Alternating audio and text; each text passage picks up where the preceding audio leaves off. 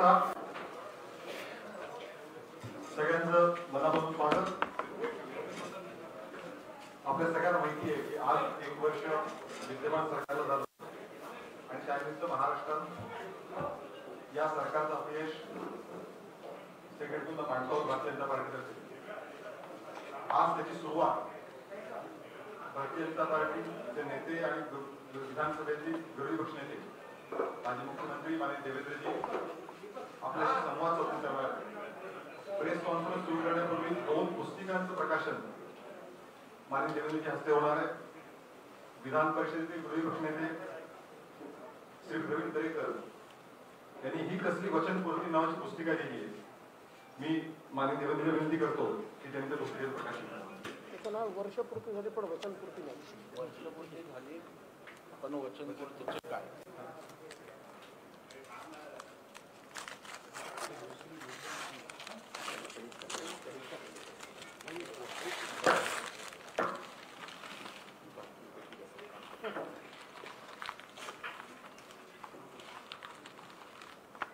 तुम्ही असं उघडलं तर तसं अर्ध ठेवलं होतं ना।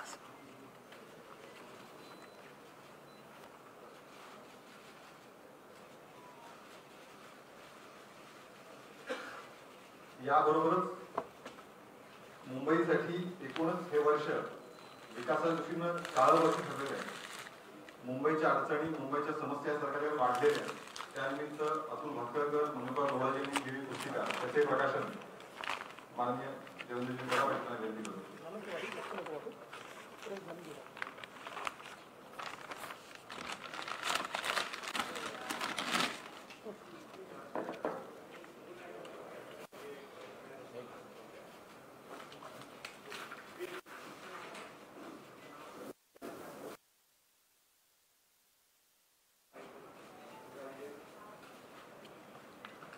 या प्रेस कॉन्फरन्ससाठी माननीय विरोधी पक्षनेते प्रवीण जे आहेत, बाकी सर्व उमेदवार आहेत, अतुल भातखळकर आहेत, ठाकूरजी आहेत। मी माननीय देवेंद्रजींना विनंती करतो की त्यांनी पत्रकार परिषदेला संबोधित करावं।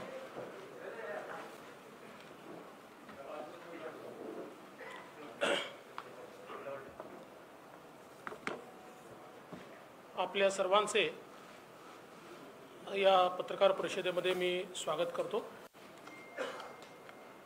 आज महात्मा ज्योतिबा फुले यांची पुण्यतिथी आहे। त्यांना मी विनम्र अभिवादन करतो। खरं तर श्री उद्धवजी ठाकरे यांच्या नेतृत्वातील महाआघाडी सरकारला 1 वर्ष पूर्ण झालं आणि त्यांच्या 1 वर्षाच्या कामाची कार्यपुस्तिका ही म्हणजे काल आलेले न्यायालयाचे 2 निर्णय आहेत। खरं म्हणजे श्री अर्णव गोस्वामी असतील किंवा कंगना रणावत असतील यांच्या सगळ्या विचारांशी आम्ही सहमत नाही, परंतु लोकशाहीमध्ये सरकार विरोधी विचार मांडल्यानंतर ते चिरडून टाकू या वृत्तीशी आम्ही बिलकुलच सहमत नाही। आणि ज्या प्रकारची चपराक या सरकारला काल सर्वोच्च न्यायालयाने आणि उच्च न्यायालयाने या ठिकाणी दिली आहे, यानंतर तरी हे सरकार जागं होईल का की आता सर्वोच्च न्यायालय आणि उच्च न्यायालयाला देखील तुम्ही महाराष्ट्र विरोधी ठरवणार आहात, हा सवाल आता विचारण्याची आवश्यकता आहे। महाराष्ट्रद्रोही असं उच्च न्यायालय आणि सर्वोच्च न्यायालयाला या सरकारने ठरवलं नाही म्हणजे फार चांगलं झालं असं आम्ही समजू। आज आपण बघू शकतो की श्री अर्णव गोस्वामी यांच्या प्रकरणात अतिशय हार्ड हिटिंग अशा प्रकारचा निर्णय हा सर्वोच्च न्यायालयाने दिला आहे। आणि त्यात सर्वोच्च न्यायालय म्हणतं व्यक्ती स्वातंत्र्य ही संविधानातील अतिशय मौल्यवान बाब आहे.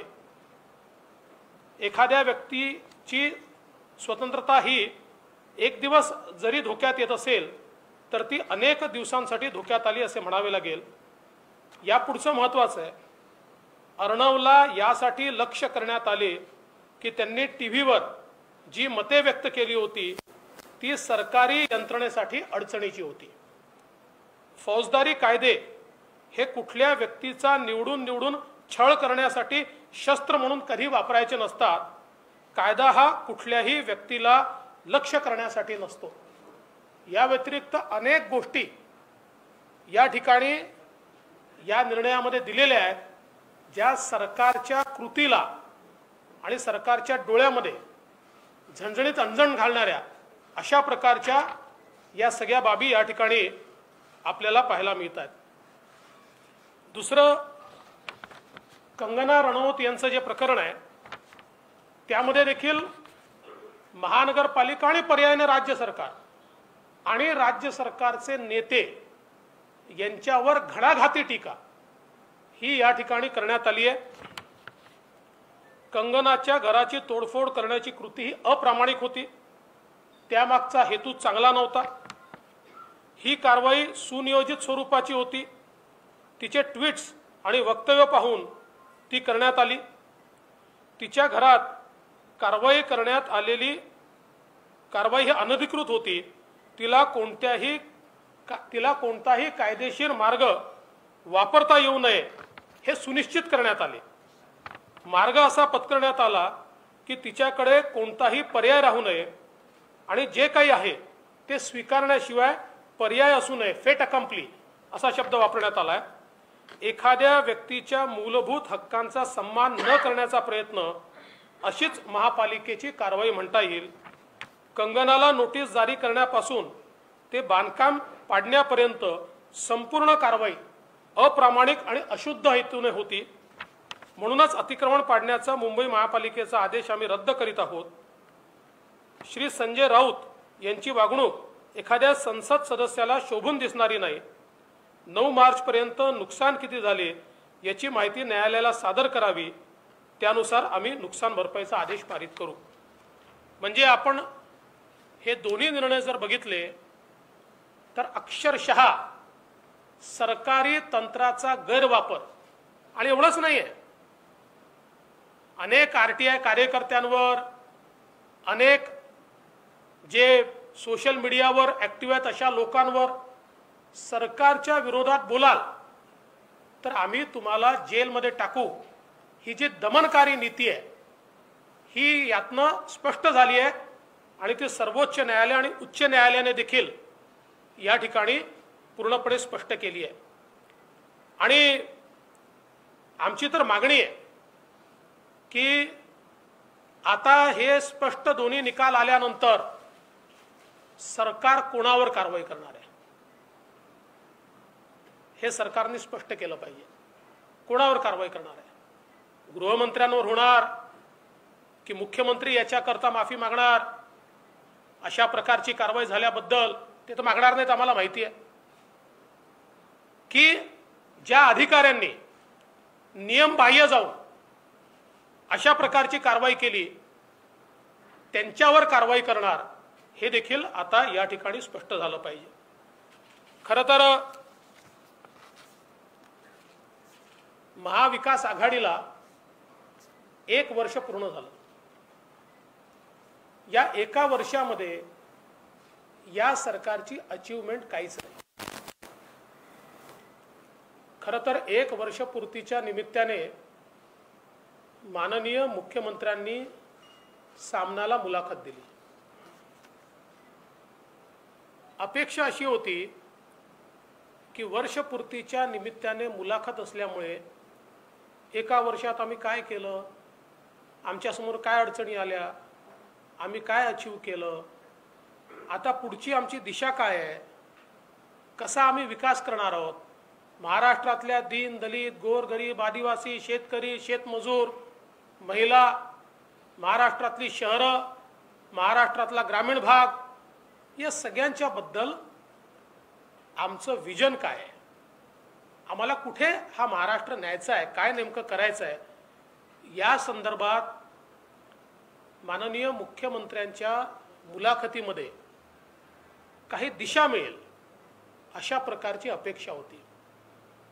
परंतु दुर्दैवाने मुख्यमंत्र्यांची मुलाखत ही केवळ टीका टिप्पणीमध्ये केली.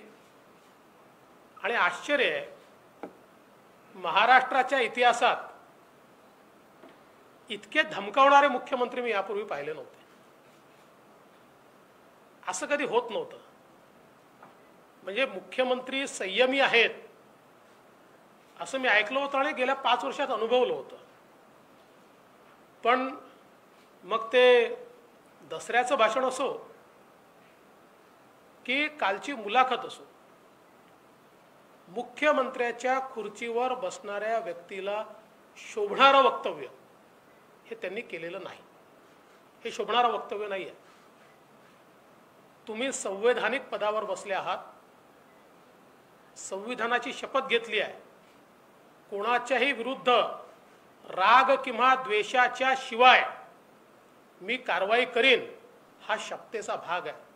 अनुराग या द्वेष के बिना, राग किंवा द्वेषाच्या शिवाय ही जी शपथ घेतली आहे, या शपथेचं पालन करताना कुठेही मुख्यमंत्री दिसत नाहीत. आणि कालच्या मुलाखतीमध्ये विकासावर चर्चा नाही आहे, महाराष्ट्र कुठल्या दिशेला जाईल याच्यावर चर्चा नाही आहे. याच्या मागे हात धुवून लागू, त्याच्या मागे पाय धुवून लागू, याची खिचडी करू, त्याचा खिमा बनवू, हे कुठले शब्द आहेत? म्हणजे असं आहे की अशा प्रकारचं भांडण हे नाक्यावर होतं. हे वर्षपूर्तीच्या निमित्ताने होत नाही. मुख्यमंत्र्यांनी एक गोष्ट लक्षात घेतली पाहिजे की अशा प्रकारे चिरडण्याची भाषा ही ज्यांनी ज्यांनी केली ते फार काळ टिकले नाहीत. आणि ह्या देशात तर लोकशाही आहे. लोकशाहीची मूल्य, एक बरं झालं की त्यांची मुलाखत एक दिवस आधीच झाली होती. कालच्या जे काही निर्णय आले आहेत त्या निर्णयानंतर जर ही मुलाखत झाली असती तर कदाचित कंटेम्प्ट ऑफ कोर्टच झाला असता. कारण सर्वोच्च न्यायालय आणि उच्च न्यायालय तुमच्याबद्दल इतकी जबरदस्त टिप्पणी करते आणि तुमची मुलाखत तीच आहे. त्यामुळे मला असं वाटतं, मी ही कुठल्याही मुख्यमंत्र्याची मुलाखत मानत नाही आणि त्यामुळे त्याला उत्तर देणं किंवा त्याच्यावर टिप्पणी करणं हे देखील मला असं वाटतं की योग्य नाही आहे. कारण ती त्या लायकीचीच नाही आहे. ती त्या लायकीचीच नाही आहे.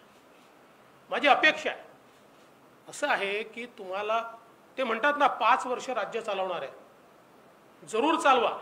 5 वर्ष नक्की तुम्ही चालवा, काही आमची हरकत नाही आहे. पण या 5 वर्षात नुसत्या धमक्या देऊ नका. गव्हर्नन्स दाखवा ना. 1 वर्ष तर तुमचं गेलं. गव्हर्नन्स कुठे आहे? वेर इज गव्हर्नन्स? या 1 वर्षात गव्हर्नन्स हा कुठेही पाहायला मिळालेला नाही. खरं तर हे सरकार जे आलं तेच मुळात विश्वासघातातनं आलं. विश्वासघातातनं, आणि तो आमचा सोडून द्या, आम्ही फार छोटे लोक आहोत. जनतेचा विश्वासघात करून हे सरकार आलंय. जनतेचा विश्वासघात.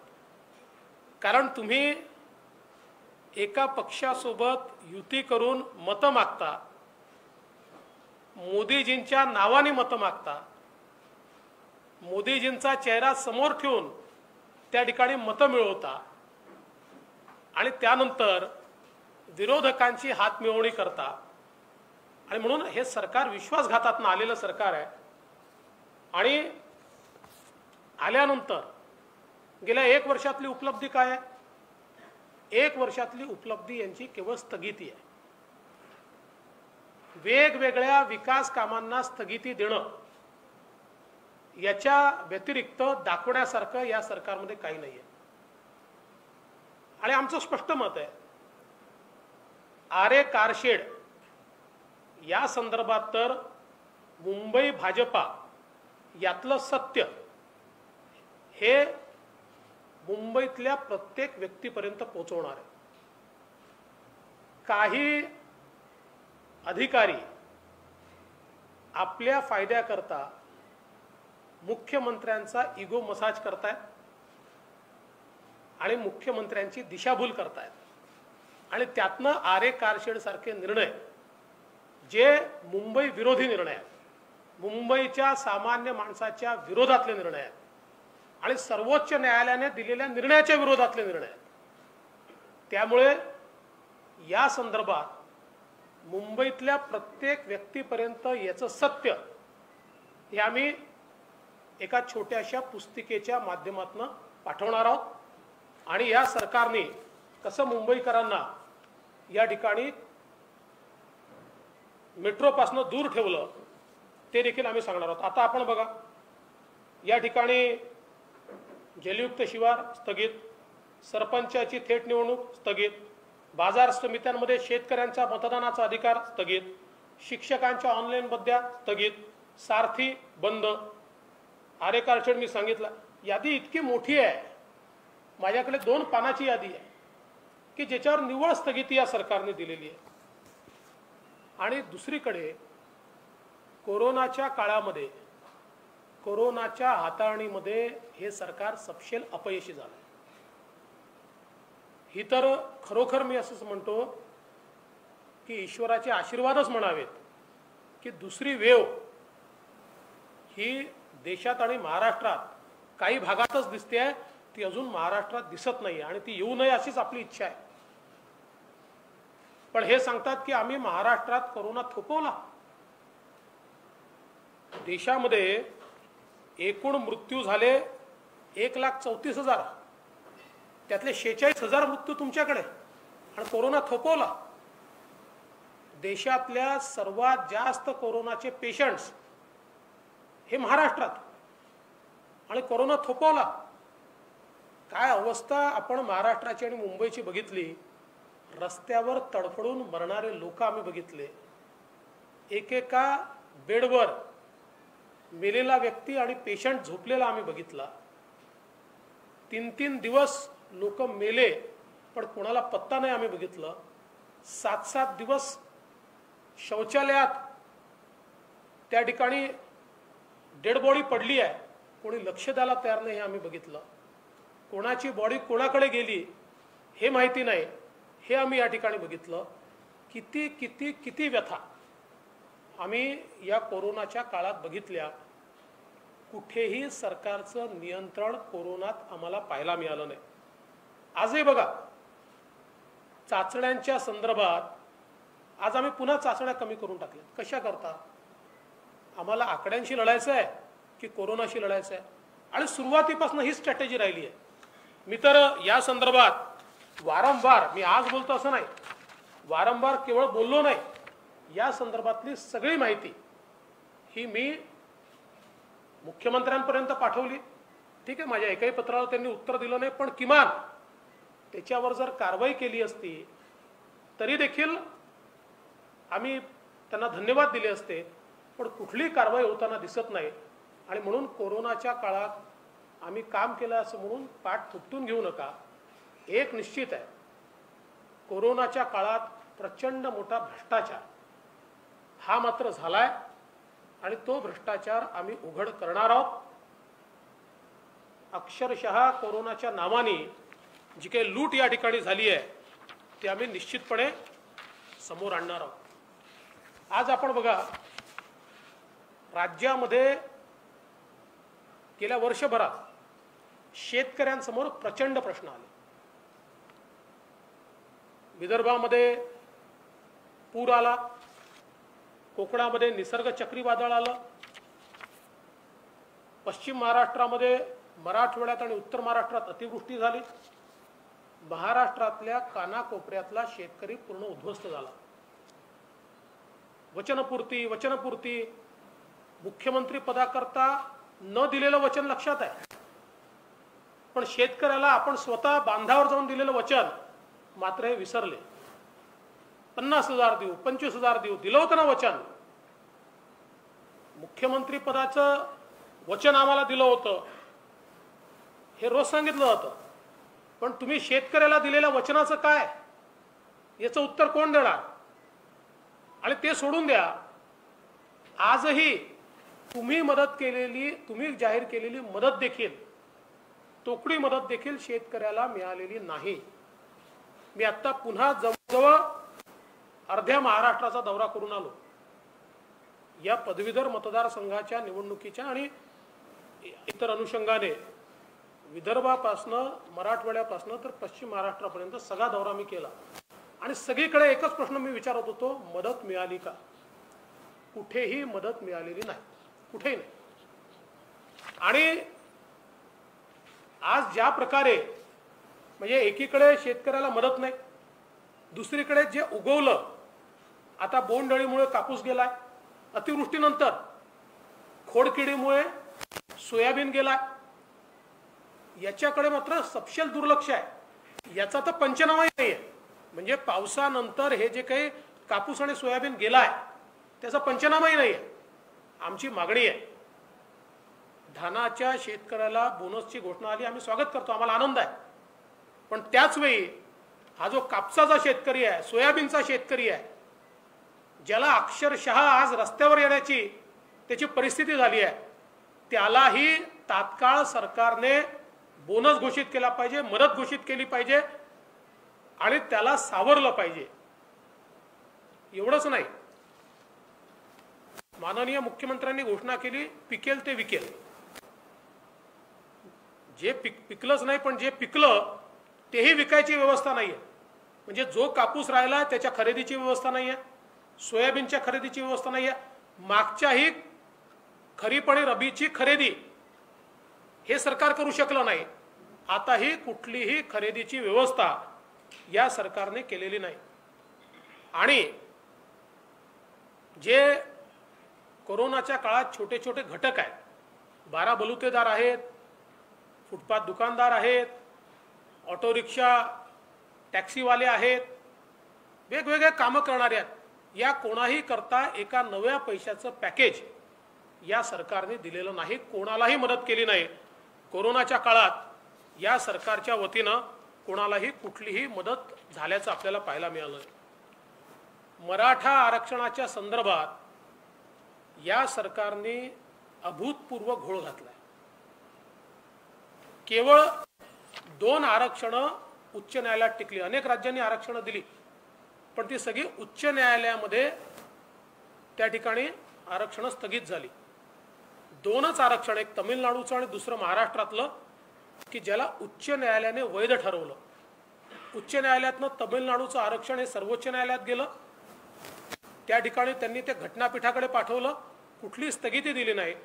महाराष्ट्राचं आरक्षण मात्र घटनापीठाकडे पाठवताना त्याच्यावर स्थगिती देण्यात आली.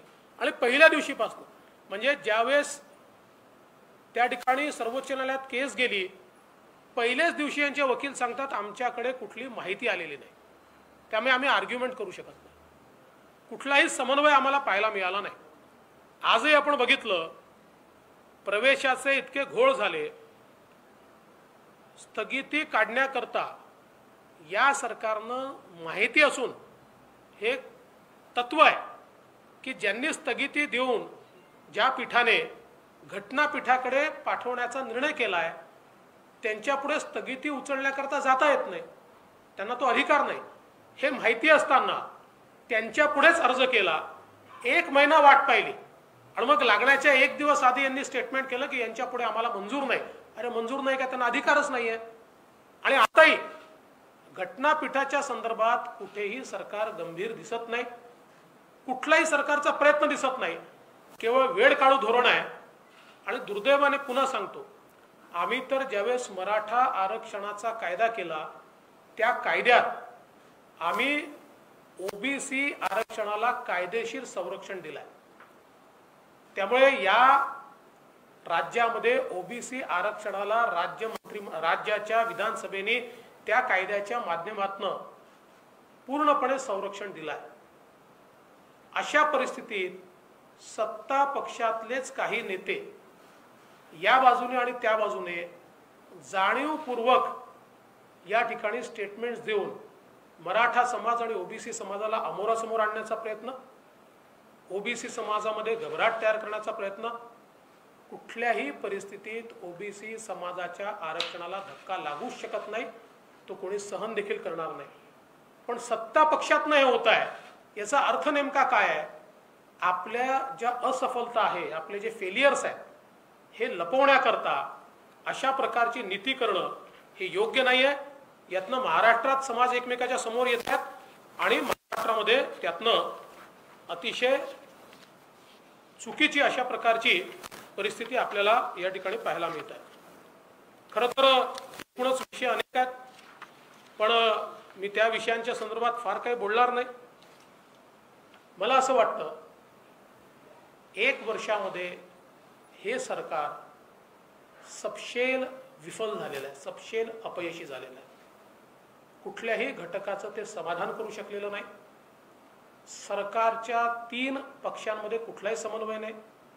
विजेच्या प्रश्नावर जे घुमजाव या ठिकाणी केलं तर ऐतिहासिक घुमजाव आहे.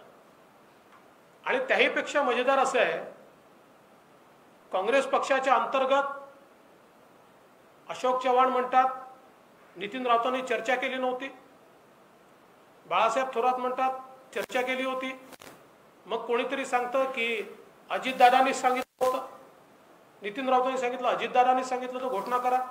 अजितदादा म्हणतात मला माहित नाही, आणि मुख्यमंत्री म्हणतात तुम्हाला जे निर्णय घ्यायचे ते तुम्ही घ्या, तुमचं कुटुंब तुमची जबाबदारी, त्यामुळे तुम्ही जे निर्णय घ्यायचे ते तुम्ही घ्या. त्यामुळे एकूणच सरकारमध्ये समन्वय नाही आहे.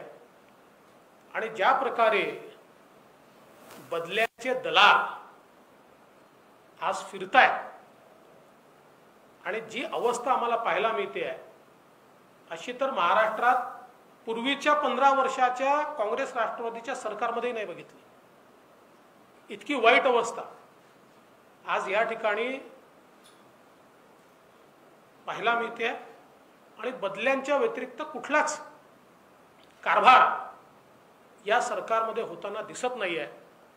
आणि म्हणून या 1 वर्षाच्या निमित्ताने अपयशी ठरलेल्या या सरकारला आणि त्याचे मुख्य जे आहे माननीय मुख्यमंत्री यांना मी एवढंच सांगेन की मुख्यमंत्र्यांसारखे वागा.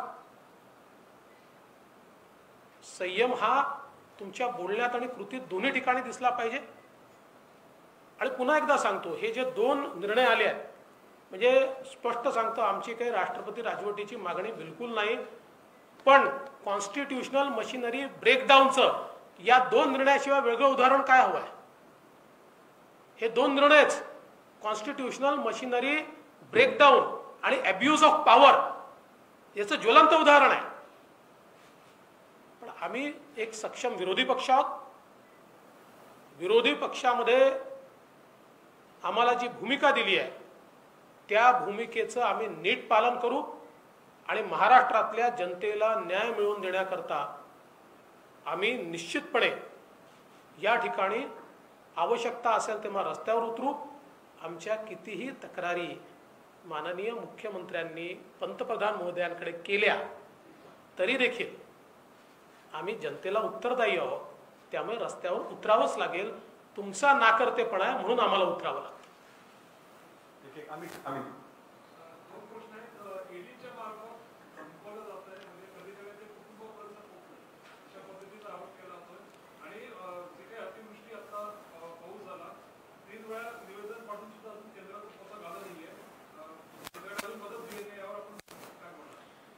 माझी आपल्याला विनंती आहे की पत्रकारांनी देखील पूर्ण माहिती घेऊन त्या ठिकाणी प्रश्न, म्हणजे माझा तुमच्यावर काही रोष नाही आहे, पण सरकारच्या वतीनं जे सांगितलं होतं ते सत्य नाही आहे. सरकारच्या वतीनं हे पत्र पाठवतात, पत्र नाही पाठवावं लागत, मेमोरँडम जावं लागतं. आणि मेमोरँडम गेल्यानंतर तुम्हाला त्या ठिकाणी मदत मिळते. त्यामुळे इथे ज्या मंत्र्याच्या मनात येईल तो ते बोलतो आणि दुर्दैवाने तेच दाखवलं जातं. कोणी क्रॉस क्वेश्चन विचारत नाही, दाखवा तुमचं मेमोरँडम कितीचं गेलाय, ते कधी गेलाय, ते कसं तुम्ही पाठवलं, याबद्दल कधी कोणी विचारत नाही. केंद्र सरकार निश्चितपणे मदत करेल. आणि मी सांगितलं, मी यापूर्वी आकडेवारी दिली की काँग्रेस राष्ट्रवादीच्या UPAच्या काळामध्ये महाराष्ट्राला किती मदत मिळाली नॅचरल कॅलॅमिटीमध्ये, आणि 5 वर्षात मोदी सरकारच्या काळात किती मिळाली याची आकडेवारीच मी दिली आहे, त्या काळाच्या दुप्पट आहे. आणि आताही जेव्हा जेव्हा महाराष्ट्र अडचणीत येईल, परंतु सगळं माहिती असताना केंद्र सरकार कशी मदत करते, केंद्र सरकार किती मदत, त्यावेळेस तर माननीय पवार साहेब होते ना त्या कमिटीमध्ये, तरी तेवढीच मदत मिळत होती. त्यावेळेस काय भरमसाठ मदत, आपण मागितली तेवढी मदत, 17,000 कोटी मागितले होते यांनी, 1,000 कोटी मिळाले नव्हते. म्हणून मला असं वाटतं की हा सगळा इतिहास, केंद्राची पद्धत, केंद्र सरकार निश्चितपणे या संदर्भात पूर्ण मदत करेल. ईडीचा जो प्रश्न आहे, ईडीच्या संदर्भात ईडी आपली कारवाई करतं, ती एजन्सी आहे, त्यांच्याकडे पुरावे आहेत, त्या पुराव्याच्या आधारावर ते कारवाई करतील. आणि पुरावे नसताना कारवाई केली तर जसं कोर्टाने इथे ठोकलं तसं तिथेही ठोकेल या ठिकाणी. त्यामुळे मला असं वाटतं की या संदर्भात कांगावा करण्याचं काही कारण नाही आहे. आणि घरच्यांच्या संदर्भात जो काही विषय मांडला जातोय, आम्ही कधीही कोणाच्या घरच्यांवर हल्ला करत नाही, आम्ही कधी टीका केली नाही, आम्ही संयम बाळगतो. आता जर त्याच्या संदर्भात बोलायचं झालं तर सर्वात मोठा विक्टिम तर मी आहे. माझ्या पत्नीच्या संदर्भात अधिकृत शिवसेनेचे नेते अधिकृत काय बोलतात, काय लिहितात, ट्विटरवर काय टाकतात, हे आपण सगळ्यांनी बघितलंय. पण मी कांगावा नाही करत त्याचा. मी राजकारणात आहे, मी उत्तराला उत्तर देईल.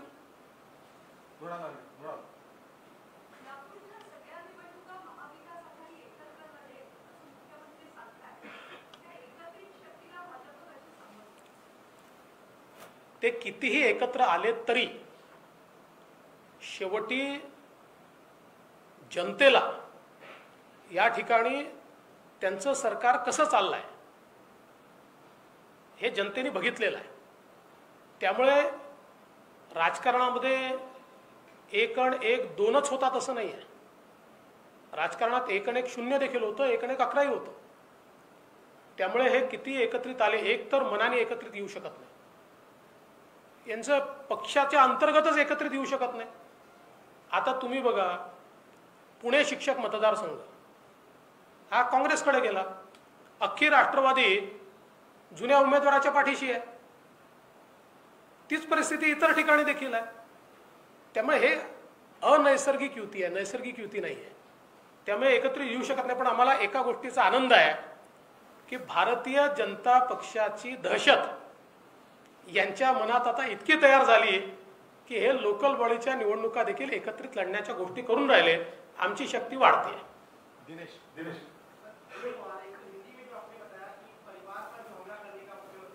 मैं हिंदी में वापस बोलूंगा, पूरा बोल देता हूँ.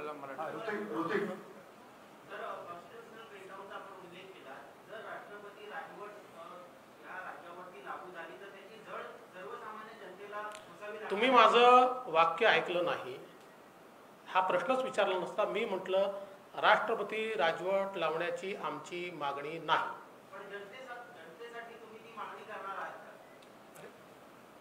मी ऑलरेडी सांगितलंय की this qualifies about constitutional breakdown and abuse of power, पण आमची ती मागणी नाही. राहुल सर, वर्षभरात एकंदरीत सगळं महाविकास आघाडीचे काय निर्णय असतील बघितलं तर पवारांची भूमिका म्हणजे शरद पवारांची भूमिका काय कन्फ्युजिंग राहिली आहे. काही चांगलं होत असेल तर त्याचं क्रेडिट राष्ट्रवादीला कसं मिळेल किंवा पक्ष माननीय या सगळ्यावर.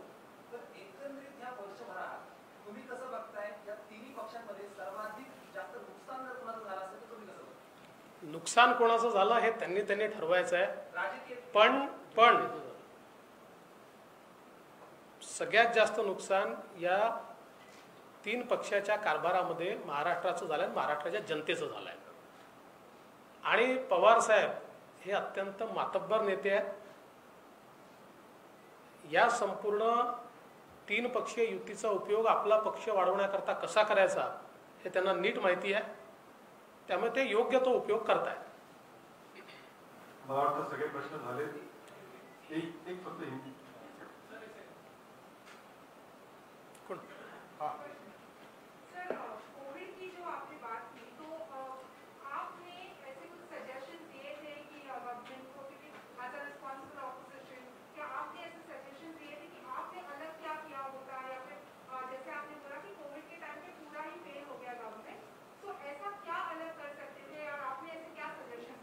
देखिए, मैंने उस वक्त जो आवश्यक थे, मैंने केवल कोविड के ऊपर 100 से ज़्यादा सजेशन दिए, पत्र दिए हैं, 100 से ज़्यादा। जैसे जब रेट ऑफ इन्फेक्शन 19% था, उस समय मैं लगातार ये कह रहा था कि इसका मतलब there is not enough testing, आप ज़्यादा टेस्टिंग कीजिए, ये मैं बार बार बता रहा था। लेकिन सरकार आंकड़ों से जूझ रही थी। ऐसे कई मेरे पत्र पब्लिक डोमेन में है, मैंने सारे ट्वीट किए हुए हैं, आप देख सकते हैं। इसीलिए मैंने कहा कि जो करना चाहिए वो सरकार ने नहीं किया। मध्यंतरी पुस्तक प्रकाशन तेव्हा एक उल्लेख झाला होता की मराठा महिला मुख्यमंत्री व्हायला आवडेल किंवा बघायला आवडेल असं उत्तर तुमच्याच पक्षाच्या एका नेत्यांनी केलं, तर आपण कसं म्हणताय? आमच्या पक्षाचे नेते आशिष शेलार हे पुस्तक प्रकाशनाच्या वेळेस जे बोलले ते कुठल्या कॉन्टेक्स्टमध्ये बोलले हे त्यांनी दुसऱ्या दिवशी पुण्याच्या पत्रकार परिषदेमध्ये अतिशय स्पष्ट सांगितलेलं आहे। आमच्या पक्षात कोणाच्या मनात कन्फ्युजन नाही आहे, काळजी करू नका।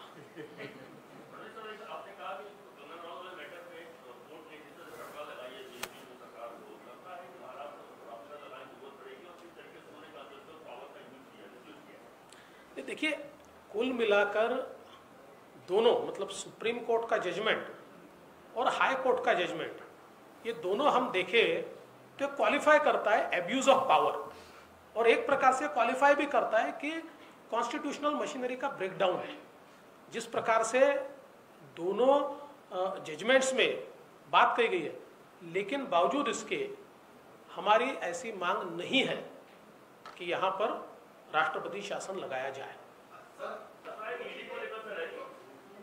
मुख्यमंत्री ने जिस तरह से हत्या की है उसका आप विरोध करें, आपने कहा कि आपके परिवार को व्यक्तिगत तौर पर टारगेट किया जाए।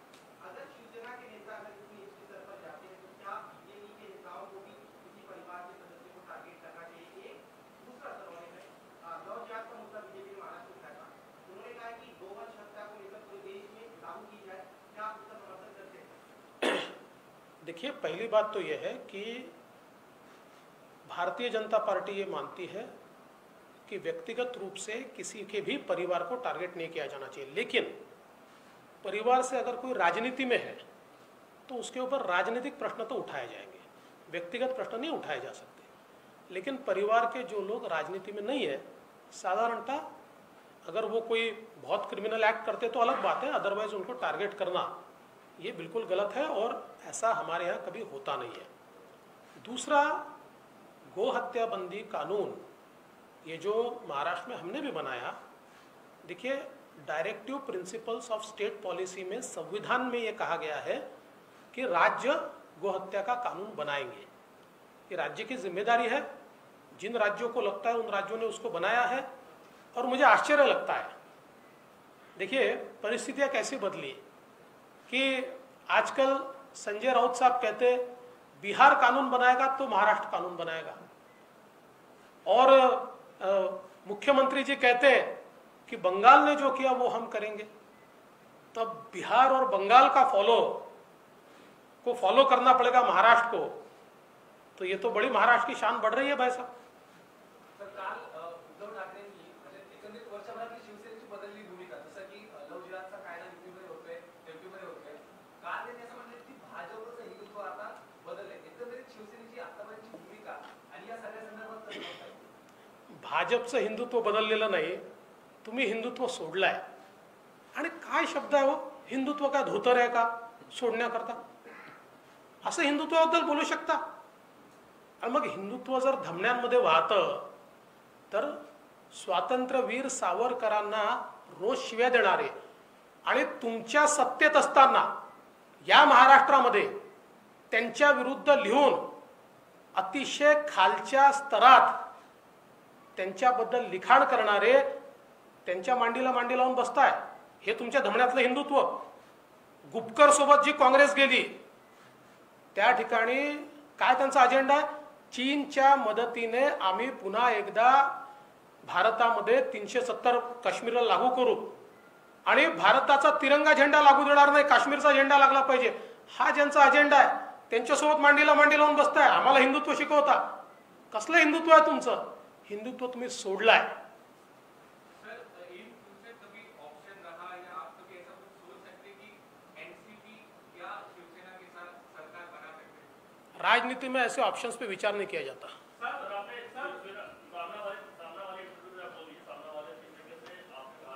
देखिए, इस सरकार को 1 साल पूरा हुआ और 1 साल की इस सरकार की उपलब्धि अगर कुछ होगी तो हमारी सरकार ने शुरू किए हुए कामों को स्टे देना। इसके सिवाय इस सरकार ने 1 साल में कोई काम नहीं किया। आज किसानों के ऊपर बहुत बड़ा संकट है। पूरे महाराष्ट्र में कहीं पर चक्रवात के कारण, कहीं पर असमय बारिश के कारण, कहीं पर बाढ़ के कारण किसानों की फसल पूरे तरीके से खत्म हो गई। जो मुख्यमंत्री जी कहते थे हमको मुख्यमंत्री बनाने का वचन दिया, वो वचन तो उनको याद रहा, लेकिन उन्होंने किसानों तक जाकर जो वचन दिया था कि आपको 50,000 रुपये और 25,000 रुपये हेक्टेयर हम मदद करेंगे, वो वचन मुख्यमंत्री भूल गए और किसानों को हाशिए पे छोड़ दिया गया। ये परिस्थिति 1 साल में महाराष्ट्र के हमको दिखाई पड़ती है। और एक अघोषित आपातकाल महाराष्ट्र में दिखाई पड़ता है।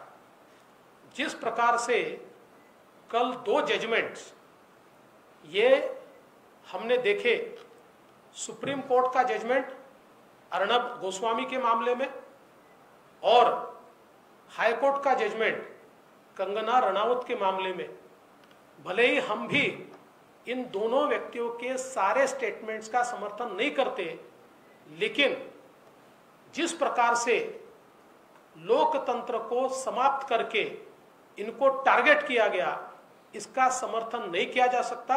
हम इसकी भर्त्सना करते हैं और सुप्रीम कोर्ट ने आईना दिखाया है सरकार को। जिस प्रकार से अर्णब गोस्वामी इनके केस में सुप्रीम कोर्ट कहता है चूंकि उन्होंने सरकार के विरोध में भूमिका ली इसलिए उनको टारगेट किया गया। और कुल अगर आप पूरा जजमेंट पढ़े तो मुझे लगता है इस सरकार को चुल्लू भर पानी में डूब मरना चाहिए।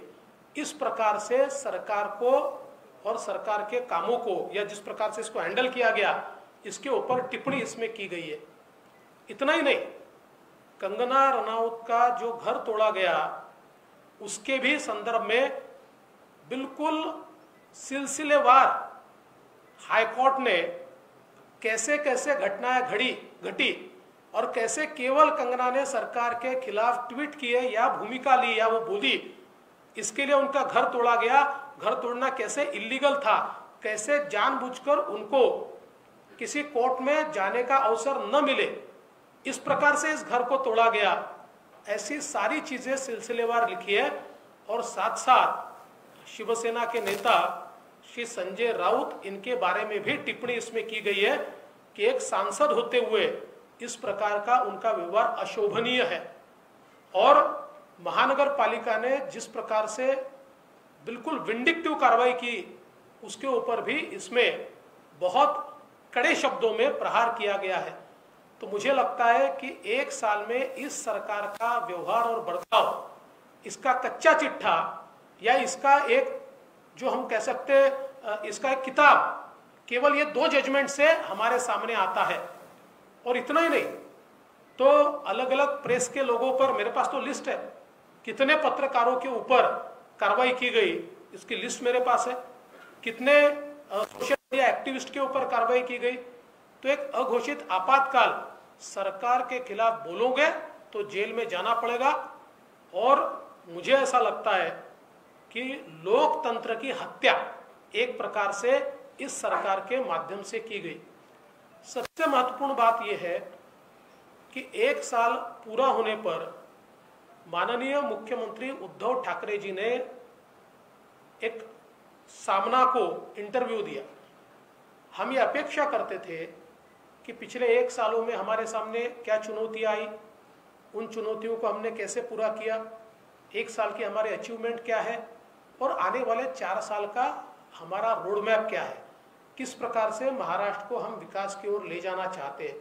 ऐसी सारी चीजें इस इंटरव्यू में वो बताएंगे। क्योंकि मैं भी मुख्यमंत्री था, मेरे पहले भी थे, अलग अलग राज्यों के मुख्यमंत्री मैंने देखे, जब उनका 1 साल पूरा होता है या कोई भी साल पूरा होता है तो इस प्रकार से वो क्या किया ये बताते हैं और क्या करेंगे ये बताते हैं। परंतु हमारे मुख्यमंत्री जी का इंटरव्यू पहले से लेकर आखिर तक केवल धमकियां देने में समाप्त हो गया। वो केवल धमकियां दे रहे थे, विरोधकों को दे रहे थे, अन्य लोगों को दे रहे थे। मुझे बड़ा आश्चर्य लगता है, मुख्यमंत्री की कुर्सी पर जब आप बैठते हो तो आप जो शपथ लेते हो, शपथ में शब्द है अनुराग या द्वेष के बिना, ऐसा एक शब्द है। तो अनुराग या द्वेष के बिना हम सरकार को चलाएंगे, सभी को समान न्याय देंगे, इस शपथ को भूल गए। और एक भी डेवलपमेंट की बात पूरे इंटरव्यू में उनसे हमको देखने को नहीं मिली। जिस प्रकार का बयान, जिस प्रकार का वक्तव्य वो कर रहे हैं, मुझे ऐसा लगता है कि ये किसी भी मुख्यमंत्री को शोभा नहीं देता। हमारी अपेक्षा है, वो कहते हैं हम 5 साल सरकार चलाएंगे, जरूर चलाइए, अगर आपसे बनता है तो आप 5 साल चला लीजिए, पर गवर्नेंस तो दिखाइए। धमकियों के भरोसे थोड़ी स्टेट चलता है, धमकियों के भरोसे थोड़ी राज्य चलता है। तो गवर्नेंस के नाम पर 1 साल जीरो है, और इसलिए मुझे ऐसा लगता है कि सरकार ने लोगों की अपेक्षाओं को भंग किया है, लोगों का विश्वासघात किया है। सर, आपकी पार्टी के कुछ नेता लगातार कह रहे हैं कि अगले 2 से 3 महीनों में महाराष्ट्र में बीजेपी की सरकार बन जाएगी। देखिए, उसके ऊपर मैं जवाब दे चुका हूँ। सर, आज संजय राउत ने एक कार्टून पोस्ट करते हुए सीए और ईडी को कुत्ते के रूप में दिखाया, आप उससे नहीं। देखिए, मुझे ऐसा लगता है कि कुछ लोगों को सीख नहीं मिलती, क्योंकि देश के न्यायालय जब आपके व्यवहार के ऊपर कोई टिप्पणी करते हैं तो कम से कम उसमें से सीख लेनी चाहिए। पर कुछ लोग ऐसे ही होते हैं, वो सीख नहीं लेते हैं, तो उनसे क्या अपेक्षा करेंगे।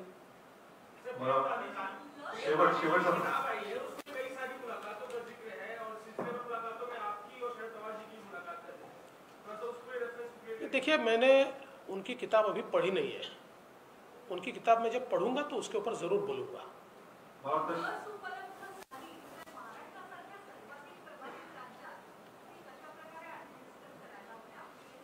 नाही, मला असं वाटतं की एक त्याची नॅशनल स्ट्रॅटेजी बनते आहे, आणि त्या नॅशनल स्ट्रॅटेजीच्या अंतर्गत कुठले घटक पहिले, कुठले घटक नंतर, असं एक त्याची जी स्ट्रॅटेजी आहे, त्या स्ट्रॅटेजीप्रमाणे या ठिकाणी ती जी काही लसीकरण ते होणार आहे।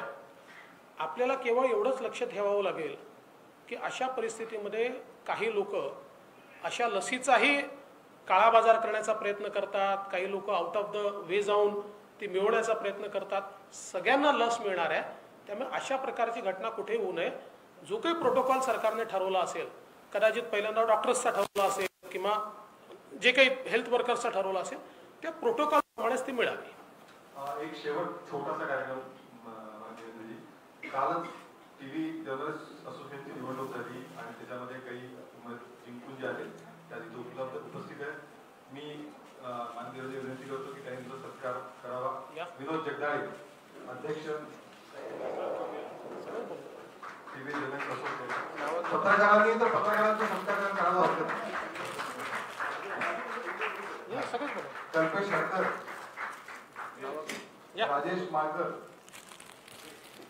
फोटो मिळते सगळ्यांना। अक्षय कुंडलकर,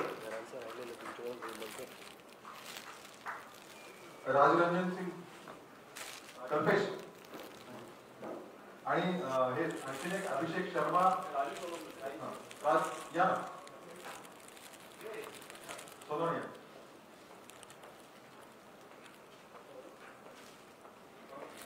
आणखी कोण उपस्थित सदस्य त्यापैकी?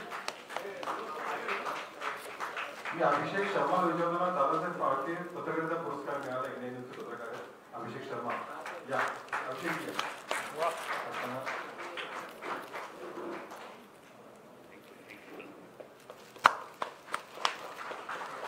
धन्यवाद। सगळ्यांनी स्नेहभोजन सकाळी लवकर बोलवलंय, त्यामुळे स्नेहभोजन आपण इथे ठेवलेलं आहे। स्नेहभोजनाचा आस्वाद घेऊ आणि मग आपण आपल्या कामाला लागेल। धन्यवाद। पुस्तकं सगळ्यांना वाटून द्यायला